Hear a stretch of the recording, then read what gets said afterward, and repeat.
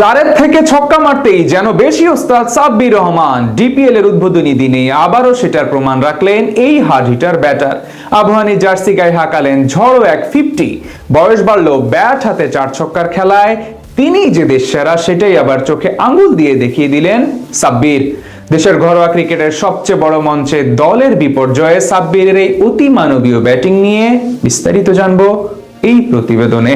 একটা সময় lower middle অর্ডারে তাকে ভাবা হতো জাতীয় দলের ভবিষ্যৎ। ঘরোয়া ক্রিকেট থেকে শুরু করে জাতীয় দলের জার্সি গায়ে তার পারফরম্যান্সে মুগ্ধ ছিল সবাই। নিজের খেলা সবশেষ ওয়ানডে সিরিজেও পেয়েছিলেন হাফ সেঞ্চুরির দেখা। তবে সেই সাব্বিরকে এখন আর রাখা হয় না কোনো আলোচনায়। জাতীয় দলের ভাবনাতেও রাখা হয় না দেশের ক্রিকেটের সবচেয়ে বড় এই হার্ড হিটারকে। সাব্বিরের অবশ্য তাতে কোনো আক্ষেপ নেই। মুখে কোনো কথা না বললেও সাব্বিরের হয়ে তার ব্যাটই যেন কথা বলে। ঘরোয়া ক্রিকেটের প্রতি সিজনেই দেখা পান রানের। এবার ডিপিএল এর প্রথম দিনেও আবারও দেখা মিলল সাব্বির ঝড়ের। দল যখন বিপদের মুখে দাঁড়িয়ে তখন ঢাল হয়ে দাঁড়িয়েছেন এই তারকা। খেলেছেন 55 রানের এক ঝড়ো ইনিংস।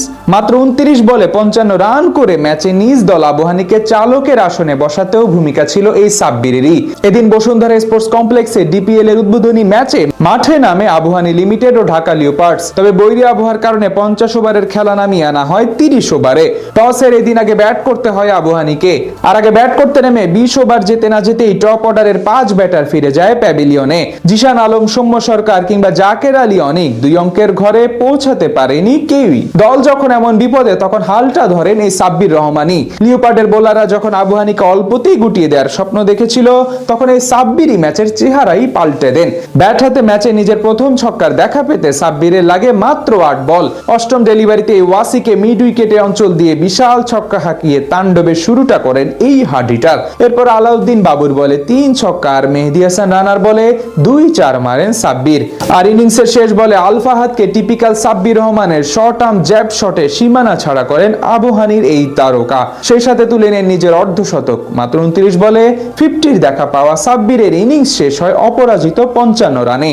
আর ইনিংসে 4-এর থেকে বেশি ছিল ছক্কার মারি। 2-4-এর পরিবর্তে সাব্বিরের ব্যাটে আসে এই দিন 5টি বিশাল ছক্কা। বয়সটা বাড়লেও খেলার ধরন এক চুলো হেরফের হয়নি, সেটাই যেন আবারও প্রমাণ করে দিলেন তারকা এই ব্যাটার। এদিকে 26 ওভারে আবহানীর রান যেখানে ছিল 130, সেখান থেকে পরের 4 ওভারে সাব্বিরের কল্যাণেই আবহানীর নামের পাশে যোগ হয় আরো 51 রান। ফলাফল নির্ধারিত ওভারের খেলা শেষে আবহানীর ইনিংস থামে 181 রানে, যার পুরো কৃতিত্বটাই পাবেন এই সাব্বিরই। প্রায় 7 বছর হতে চললো ওয়ানডে ফরম্যাটে দেখা মেলে না সাব্বিরের।